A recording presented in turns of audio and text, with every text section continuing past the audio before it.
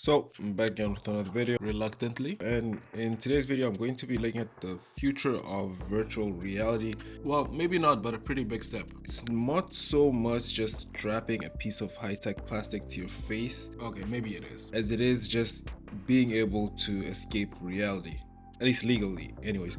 So today I'm going to be diving into the Meta Quest 3S, which is really good. The VR headset that promises to transport you into another dimension. Okay, they don't advertise that, so please don't take me at my word. Well, kind of making you look like a robot having a midlife crisis in a way. Nah, it just makes you look like a big iPad baby. So it's powered by the Snapdragon XR2 Generation 2 chip. It's a mouthful, but what that means is it's pretty powerful. And basically the best way to think about it is think of it as a brain that can pretty much run the space station, but struggles to load Netflix. Okay, it doesn't really struggle, but when it does, it's like, come on. By the space station, I mean a very small, compact space station the size of your fist. And it has 8 gigabytes of RAM, which is perfect for multitasking, but at the same time, you could open like 1,000 tabs and still be fine. And I'm being serious, you could open like 50 tabs and you'll still be fine. It runs 120 hertz, which no complaints there. You know, the smoother the better, so you can't really go wrong with that. So the Meta Quest 3 uses Fresnel lenses, and the Meta Quest 3S uses the pancake lenses. And,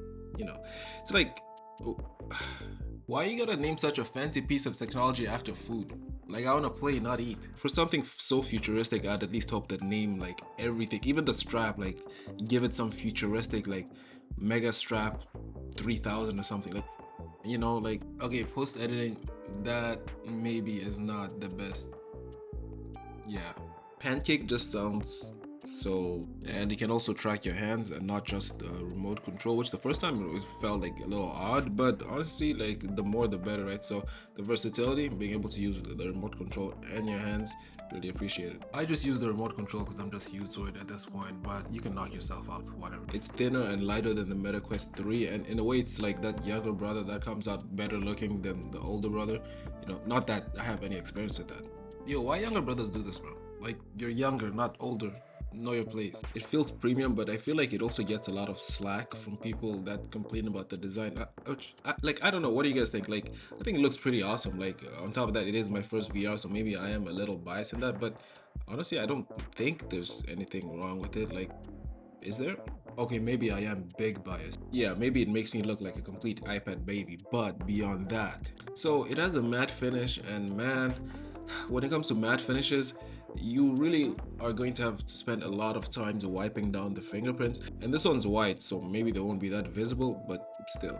The 4K display is really good. Let me tell you something, like I played Batman, you know, just to try out, because like I wanted to feel like the real immersion, and it's awesome. Like the display makes a big difference when it comes to phones and especially virtual reality. And that makes sense, right? Nobody really wants to watch a 240p video on YouTube. Same thing when it comes to using your phone or gaming. And on top of that, it supports HDR. Having no audio jack is a real bummer for me, but the audio quality coming straight from the headset itself, surprisingly good.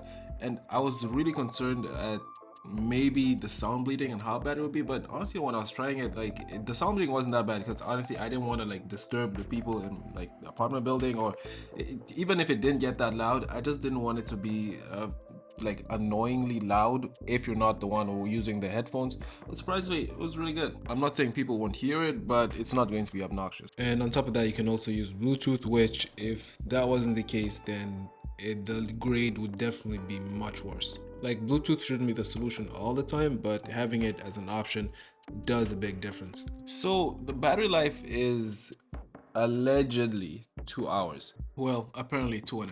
And I say allegedly because, one, I felt as though it was draining faster, and honestly it could be if you're running like intense games. So if you're running something that's going to be using a lot of power, then maybe it's going to run out faster. But 2 hours is like, come on, like, nah. And I'm not denying that it can last 2 hours. I'm just saying, boy, that battery life drains quick. 2 hours has to be if it's just like laying there and you're not touching it and you're not even using it and nobody's playing with it and it's just there, like, existing and lingering. But if you put it on, I give it like a good solid hour 30 minutes. So it has a wide variety, and you know, you could watch videos and use multiple screens, and that's all nice and stuff, but it's like, when it came to the first time using it, it felt a little overwhelming. But with due time, like you get used to it and it just becomes simpler over time. But in the beginning, it was a lot. I don't know, like it felt overwhelming and not overwhelming at the same time. It just felt as though they gave you enough, and I kind of just didn't know what to do. But with a couple of days of use, it pretty much becomes like second nature, and you just know how to use it. It just felt as though there was like a little too much bloatware, where some of the stuff may be unnecessary and stuff that you literally will never use. So it's supposed to mix reality with the external camera, so you're able to see what is going on. And the best way I can describe this is like if you were looking through film, like a 90s level film kinda. So the quality is good. Like I used my phone while I was using it. You can watch TV comfortably, but it just feels weird. It feels like there's a thin layer of like oil and liquid. It just like, it doesn't feel natural, which it's not supposed to, right? And honestly, if you're using these expecting it to feel natural and to look natural, like when you look through the camera lenses, it's like, alright, hey, you need to go outside. Bro, the day I ever see someone wearing like a Meta headset outside just trying to act normal and being functioning in society, man, bro, I think I'm gonna lose it. Like, yes, it's a VR, it's awesome, and you can use it as AR, but please, like, you put them things down. So one of the best parts is the setup. Not because it is anything complicated, but actually the opposite. It's very simple and straightforward. You connect to your Wi-Fi. Once you get it started up, like I was actually pretty surprised because like I've never owned one. So once I was using it, I was like, oh, like that's it? You put everything that you need to and boom, you're ready to go. It has Meta Horizon, but it just like feels creepy. I didn't try it because I don't know. It's like you're in a virtual reality with people you've never met. And it's like we're all iPad babying at home. Yeah. And on top of that, there's no external sensors, which kind of blew me away. So it's not like you need a whole bunch of stuff, wires or anything, just to be able to use the headphones. Just pretty much a plug and play, at least after you connect it to your Wi-Fi. It's also pretty light, so wearing it doesn't really get that uncomfortable for the 2 hours.